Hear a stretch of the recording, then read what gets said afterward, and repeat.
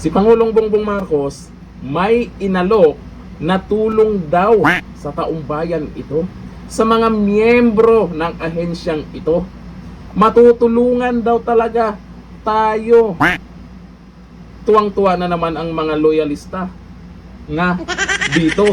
Kasi naman, ang sabi dito sa balita ngayon, tulong nga ba talaga to?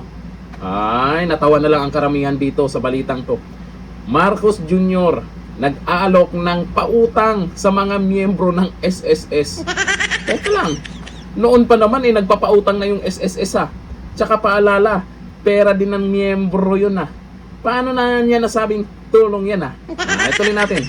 Nag-alok si Pangulong Ferdinand Bongbong Marcos Jr. ng emergency loan para sa mga kwalipikadong miyembro ng Social Security System bilang tulong pinansyal sa gitna ng deklarasyon ng State of National Calamity sa ibang bahagi ng bansa.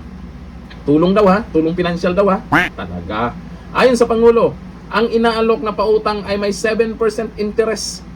Teka, yung mga naghulog ba sa miyembro, ito tanong ko lang ha, yung mga naghulog ba ng mga miyembro, yung pera nila nagkaka-interest ba? Pero pag inutang nila, eto may interest na.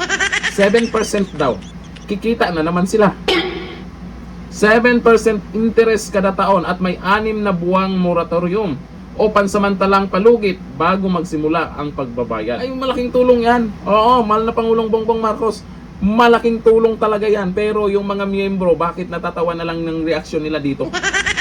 Kasi naman, matagal na po nagpapautang yung SSS na yan. Pag sinabing tulong, baka naman pwede nyo ipautang na walang tubo na lang yan. O baka bigyan nyo ng tulong talaga.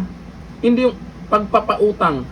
Hindi, ewan ko lang sa inyo ha. Para sa akin kasi, pag sinabing pagpapautang, tapos pera mo naman, masasabi nyo bang tulong yan? Tulong talaga ba ng gobyerno yan? Ewan ko lang, yan yung sabi po ng ating mahal na Pangulong Bongbong Marcos. Tulong daw yan, tulong. Paano yung mga miyembro dyan ay may mga loan na rin? At ang karamihan talaga, may mga loan na rin yan. Tapos, dadagdagan pa nito, no choice po yung iba. Kung hindi, mag-loan na rin. Kasi kailangan talaga nila ng pera. Pagdating sa bayaran, sino po yung mamroblema? Yung miyembro pa rin. At yung kumita, yung SSS pa rin. Ganun pa rin naman. Tapos sasabihin, tulong? Ano yung tulong na sinasabi mo dyan? Ewan ko lang kung mag-agree kayo dito sa sinasabi ng ating mahal na Pangulo na tulong daw ito. Ang masama lang dito, pag empleyado ka, wala kang magawa dahil automatic kaltas yan pag sumahod ka na. Pag binigay na sa'yo yung sahod, ayun na, nakakaltas na. Ang tawag dyan, hindi tulong. Para sa akin hindi tulong, negosyo yan.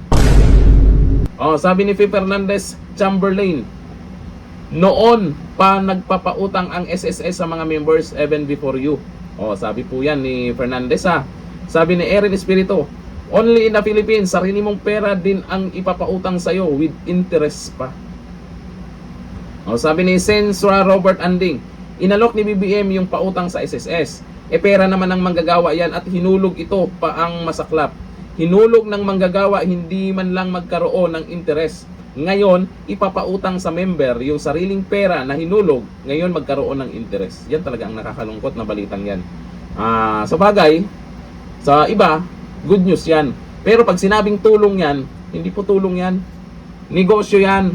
Ewan ko lang, depende sa inyo kung ano yung paniniwala nyo po dito sa pinagyayaw ng ating mahal na Pangulo. Tulong daw yan. Mangutang. O magpapautang. Talaga naman. Hanggang dito na lang. Thank you. Bye-bye.